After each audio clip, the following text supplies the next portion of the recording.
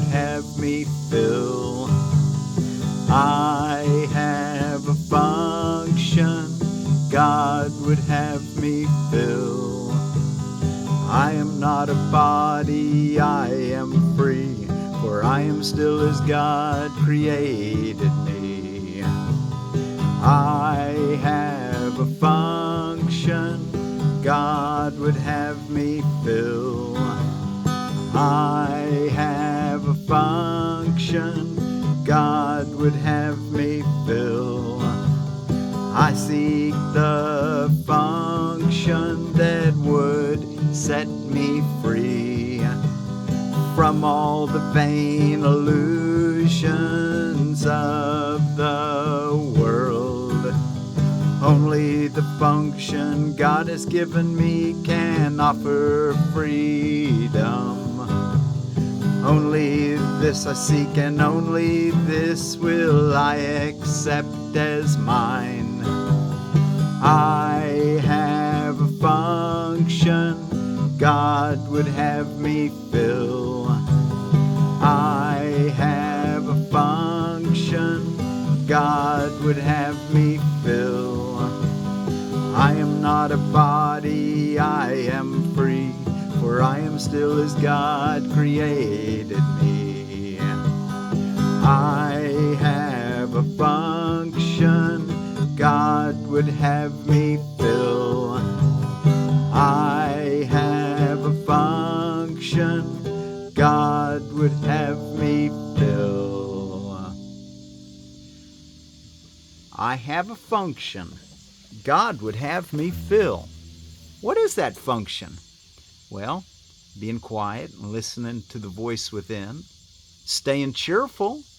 Staying cheerful means that you're heading in the right direction. Your function ultimately, well, I don't know if I should say ultimately, but your function is going to have forgiveness as part of it. You know, you could even say forgiveness is my function as the light of the world. Oh yeah, that was one of our lessons. But forgiveness, don't let that escape your remembrance, that your function is forgiveness in this world, to stay happy. That's what you have to do. To stay cheerful. Let things go and let God guide you. Well, thank you all so much for joining me today and studying Lesson 212 in A Course in Miracles. We're reading from the Foundation for Inner Peace version of A Course in Miracles here for Wednesday, July the 31st of 2025, last day of July. And I'm Forgiveness Willie, teaching forgiveness from my home place in the Ozarks, which I'm on a little creek that I named St. Diane's Creek, after my mother of my children, my late wife, Diane. And it flows into the Buffalo Creek, that flows into Elk River, that flows into Grand Lake, which is dammed up Neosho River, and leaves out of there as the Neosho River, also known as the Grand River, into the Arkansas, into the Mississippi, and to the Gulf. So there's where I'm at in the watersheds of the world. Let's see.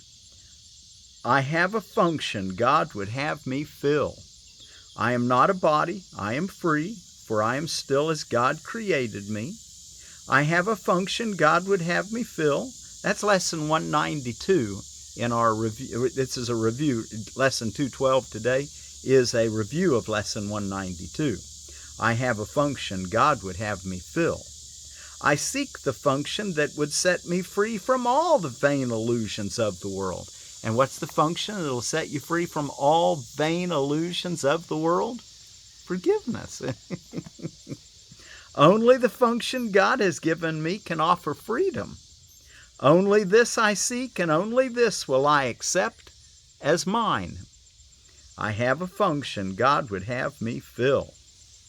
I am not a body, I am free, for I am still as God created me. Okay, well, let's go take a look. Now, you remember, let's go look in our text reading for today, and we're ready to start. We're in chapter 23, the war against yourself. Now, I'd call that definition of insanity, to be at war against yourself. I was watching my cat today play with its tail. I said, now hold it, you're the consciousness that moves the tail and the consciousness that grabs it with your paws and your mouth. So how are you having a disconnect where you can, because there's only one mind inside you, just like there's only one mind in the universe. But I guess we can play that they're separate, huh? like the kitten. Okay, the laws of chaos. And before we read that, let me just remind you to do your 2 longer practice periods today for at least 15 minutes, morning and evening. And then throughout the day, have at least an hourly remembrance. Aim for the top of the hour, but sometime during the hour, or even a couple times an hour. But at least once an hour, remind yourself today, I'm not a body, I am free, for I'm still as God created me. I have a function God would have me fill. And think about what that function is in this hour, in that moment. And then be sure that you maintain your peace, your joy, and spread it. Spread the love, and use forgiveness to keep yourself in the right space, letting go of what did not happen to you and that you just imagined was a reason to be upset or discouraged. Okay, now let's take a look at our we're not going to read this whole section. It's about 4 or 5 pages long. We'll go about halfway through. Let's see if we can make it to paragraph 13. The laws of chaos. The laws of chaos can be brought to light, though never understood. Okay, and the word laws is in quotes because they're not really laws. They can't really be understood because they're insane. They don't make any sense. Chaotic laws are hardly meaningful and therefore out of reason's sphere.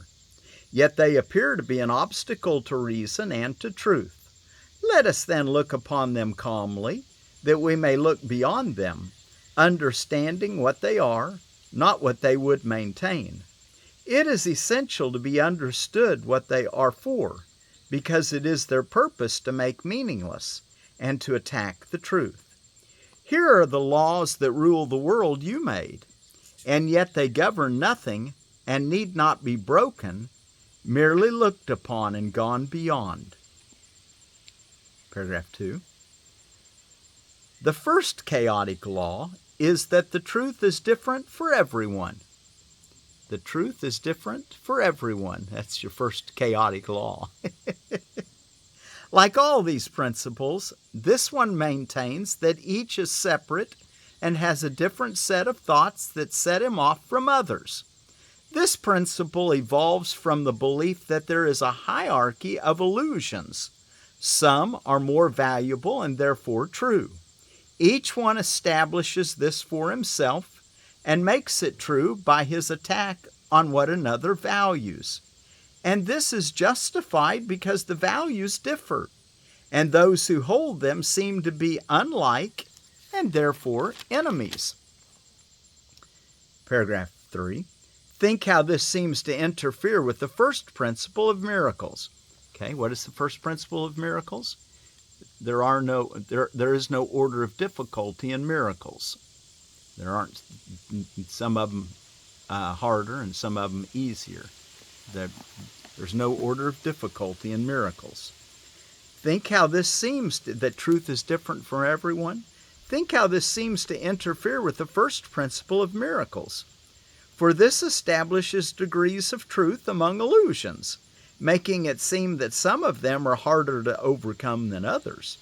If it were realized that they are all the same and equally untrue, it would be easy then to understand that miracles apply to all of them.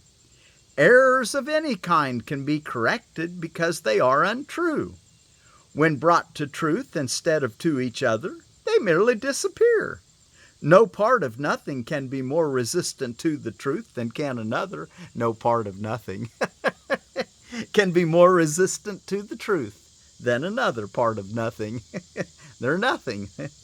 That's why miracles can dismiss them all as one, regardless of how traumatic they seem to be or how hard they seem to be to overcome. They're all illusions, and they can all be dismissed with the truth. That's why we want to be good at practicing forgiveness, because we get ourselves caught up in this world in the illusion. But the illusion that ends all illusions is forgiveness, our function. Paragraph 4.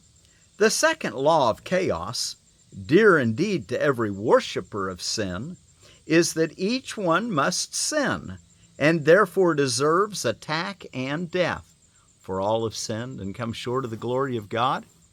Well, that is a Bible verse, Romans chapter 6. But we need to understand it in the light of what is really being said here. Yeah, in this world we sin, but we're not of this world. This isn't our home. Remember, the foxes have their dens and the birds of the air have their nests, but the Son of Man, which is us, has nowhere to lay his head, because we're not a body. Yeah, the body may have sinned and done things, but that's not us. That's not reality.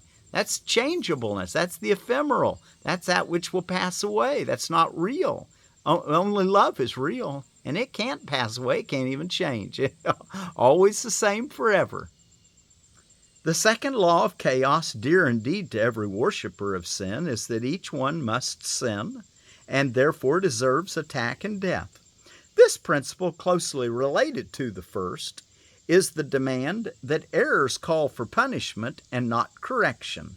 For the destruction of the one who makes the error places him beyond correction and beyond forgiveness. Again on that. For the destruction of the one who makes the error places him beyond correction and beyond forgiveness. What he has done is thus interpreted as an irrevocable sentence upon himself, which God himself is powerless to overcome. Sin cannot be remitted, letting the belief the Son of God can make mistakes for which his own destruction becomes inevitable. Paragraph 5. Think what this seems to do to the relationship between the Father and the Son. Now it appears that they can never be one again, for one must always be condemned, and by the other. Now are they different and enemies. And their relationship is one of opposition, just as the separate aspects of the Son meet only to conflict, but not to join. One becomes weak, the other strong by his defeat. And fear of God and of each other now appears as sensible, made real by what the Son of God has done, both to himself and his Creator. 6. The arrogance on which the laws of chaos stand could not be more apparent than emerges here. Here is a principle that would define what the Creator of reality must be, what he must think and what he must believe, and how he must respond believing it. It is not seen as even necessary that he be asked about the truth of what has been established for his belief. The Son of God's made the Father out to be the way he wants him to be. His Son can tell him this, and he has but the choice whether to take his word for it or be mistaken. God takes, you either take the word of his Son who's mistaken, giving him a chaotic perception, or God be mistaken according to the Son's thinking. This leads directly to the third preposterous belief that seems to make chaos eternal. For if God cannot be mistaken, he must accept his Son's belief in what he is and hate his Son for it. Oh my. So you've made God in your own image, thinking that he does the same travesties that you do. And you've told God that that's the role you're putting him in, as a judge, as a condemner of sin, just like you are a judge and a condemner of sin. But we're learning there's a better way, a more sane way, a less chaotic way. Paragraph 7. See how the fear of God is reinforced with this third principle?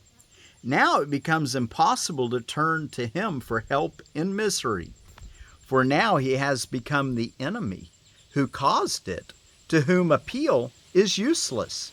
Nor can salvation lie within the Son, whose every aspect seems to be at war with him and justified in its attack. And now is conflict made inevitable, beyond the help of God? For now salvation must remain impossible, because the Savior has become the enemy. God, the Savior, has now become the enemy.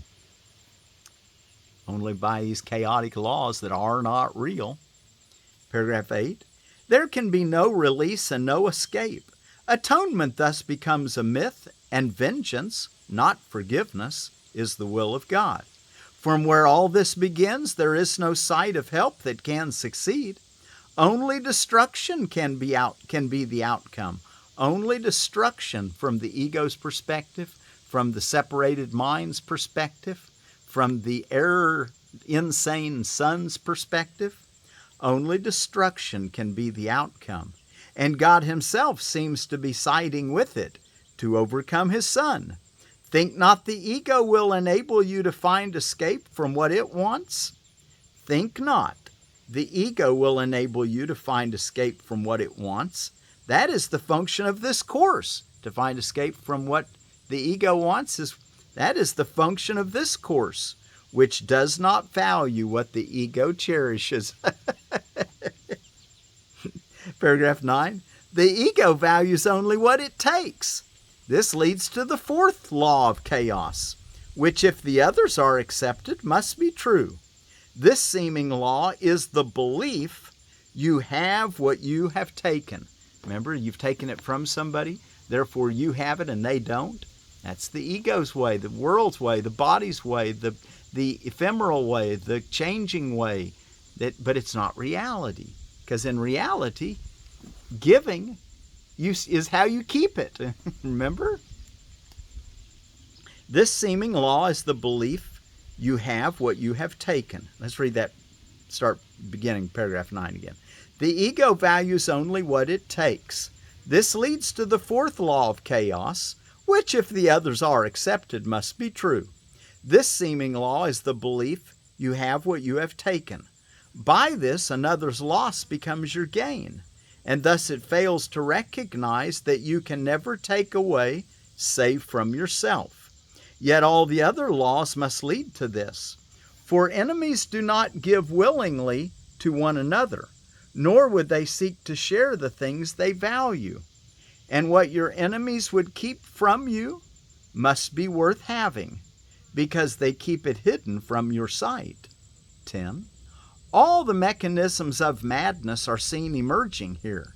The, in quotes, enemy, made strong by keeping hidden the valuable inheritance that should be yours, your justified position, and attack for what has been withheld, and the inevitable loss the enemy must suffer to save yourself.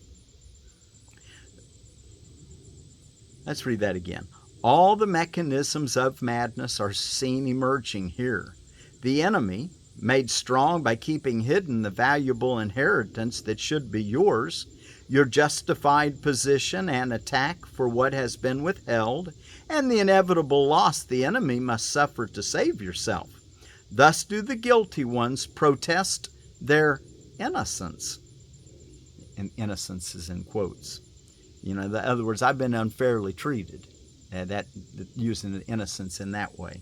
I'm the innocent one here. You're wrong by doing what you're doing to me. It's still a belief in, not in innocence, in belief in guilt. But you're now the one that seems to be more innocent than the other. Thus do the guilty ones protest their innocence. Were they not forced into this foul attack by the unscrupulous behavior of the enemy, they would respond with only kindness.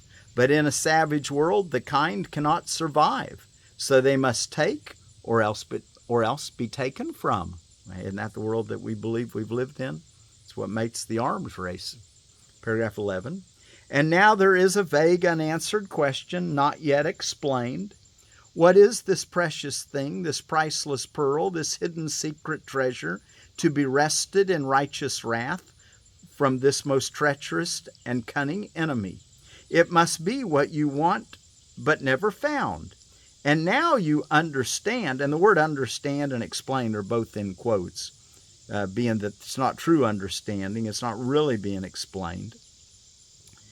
Okay, it must be what you want but never found. And now you understand the reason why you found it not. For it was taken from you by this enemy, and hidden where you would not think to look. He hid it in his body, making it the cover for his guilt, the hiding place for what belongs to you. Now must his body be destroyed and sacrificed, that you may have that which belongs to you. His treachery demands his death, that you may live, and you attack only in self-defense. Oh my. The way the ego reasons it all out, that you've got to protect yourself by attacking. Paragraph 12. But what is it you want that needs his death? Can you be sure your murderous attack is justified unless you know what it is for? And here a final principle of chaos comes to the rescue. It holds there is a substitute for love. This is the magic that will cure all of your pain, the missing factor in your madness that makes it sane. Sane is in quotes because it's only sane in an insane world where you're still insane. But it seems to be more sane than the insanity that you thought before. But it's all just a mix of nothingness. This is the reason why you must attack. Here is what makes your vengeance justified. Behold, unveiled, the ego's secret gift, torn from your brother's body, hidden there in malice and in hatred for the one to whom the gift belongs. He would deprive you of the secret ingredient that would give meaning to your life. The substitute for love, born of your enmity to your brother, must be salvation. It has no substitute, and there is only one. And all your relationships have but the purpose of seizing it and making it your own. Now, the beginning of that paragraph 12, it says, but what it is you want that needs his death, can you be sure your murderous attack is justified unless you know what it is for? And here a final principle, basically the fifth principle of chaos, comes to the rescue. It holds there is a substitute for love. In other words, if you were going to love someone, well, you've got to substitute love in order to protect yourself. You got to use some fear, some attack. And the last paragraph we'll read for today, which is about halfway through this section, paragraph 13. Never is your possession made complete, and never will your brother cease his attack on you for what you stole, nor will God end his vengeance upon both. For in his madness he must have this substitute for love and kill you both. You who believe you walk in sanity with feet on solid ground and through a world where meaning can be found, consider this. These are the laws on which your, in quotes, sanity appears to rest. These are the principles which make the ground beneath your feet seem solid, and it is here you look for meaning. These are the laws you made for your salvation. They hold in place the substitute for heaven, which you prefer. This is their purpose. They were made for this, to be a substitute for heaven. There is no point in asking what they mean. That is apparent. The means of madness must be insane, and you are certain that you realize the goal. Are you as certain that you realize the goal is madness? Are you realizing that that is the goal, is madness? Okay, well, tomorrow we'll go over those 5. You might look at them again, but we'll hopefully we'll have time tomorrow. We'll just remember what those 5. You might go back and look at them. Make sure you understand what those 5 chaotic principles are, the laws of chaos. Okay, and all day today, I'm not a body, I am free, for I am still as God created me. I have a function, which is forgiveness, that God would have me fill. I have a function God would have me fill. Patty cake, patty cake. Okay.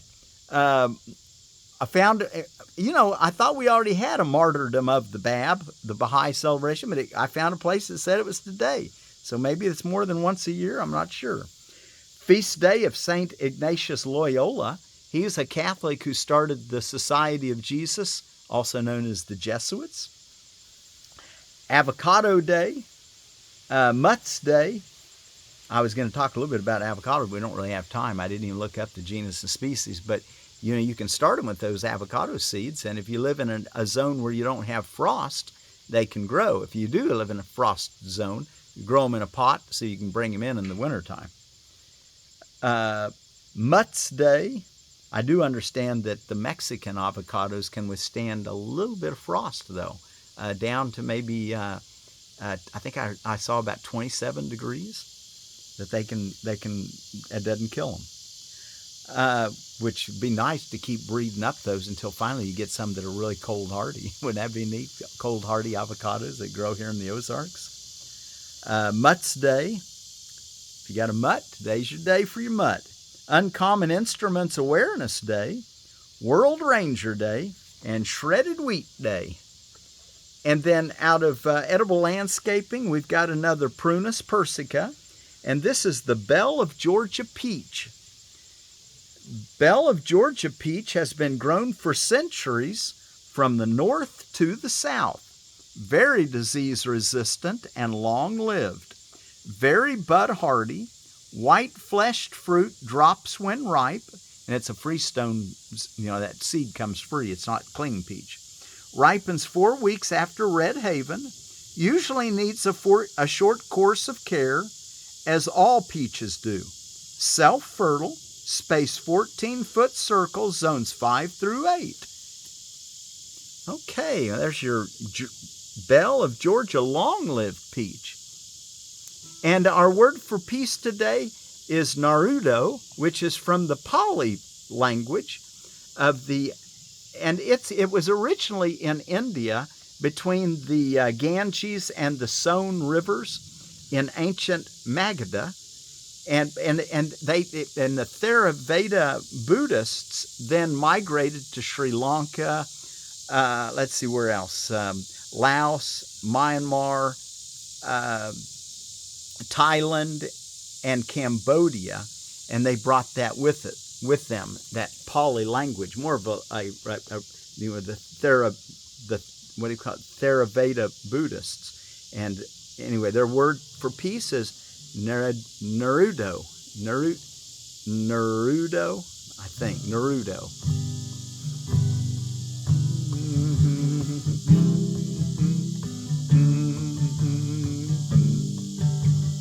I have a function God would have me fill.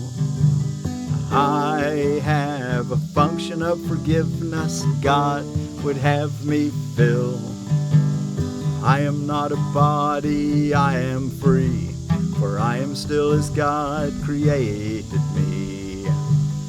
I have a function God would have me fill. I have a function God would have me fill. I seek the function that would set me free from all the vain illusions of the world. Only the function God has given me can offer freedom. Only this I seek, and only this will I accept as mine. I have a function God would have me fill. I have a function God would have me fill. I am not a body, I am free, for I am still as God created me. I have a function God would have me fill. I have a function God would have me fill. I am not a body, I am free, for I am still as God created me. I have a function God would have me fill. Nirudho.